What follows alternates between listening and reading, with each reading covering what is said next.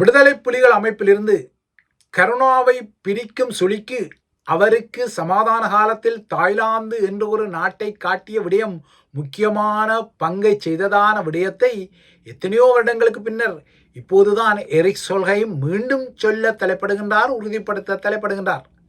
ஆனால் இந்த விடயம் எப்போவோ தேசத்தின் குலர் அண்டன் பாலசிங்கம் அவர்களால் தமிழ் மக்களுக்கு தெரிவிக்கப்பட்ட விடயம் என்பது யதார்த்தமானது.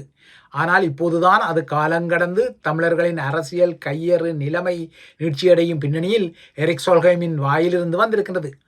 போர்க்காலத்தில் இன்னல் சூழ்ந்த இடங்களை கண்ட கருணாவுக்கும் தாய்லாந்தை கண்டவுடன் சலபம் ஏற்பட்டது என்ற விடயத்தை இப்போது சொல்லும் எரிக் சொல்ஹெய்ம் இதனால் தமிழர்களுக்கு எந்தவித நல்வாய்ப்புகளையும் உருவாக்கி கொள்ள முடியாது என்ற யதார்த்தத்தையும் உறுதிப்படுத்துகின்றார்.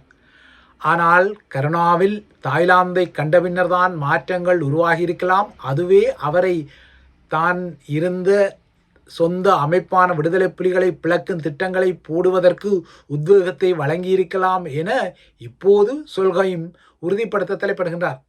அப்படியானால் தாய்லாந்து பேச்சுவார்த்தைகளின் ஊடாக இவ்வாறான நாசகார பிளான்கள் உருவாக வேண்டுமென்ற அடிப்படையில் கொழும்பு சில கமுக்கங்கான திட்டங்களை நகர்த்தியுள்ளது என்பதை இப்போது எரிக் சொல்ஹெய்ம் உறுதிப்படுத்த தலைப்படுகின்றார்.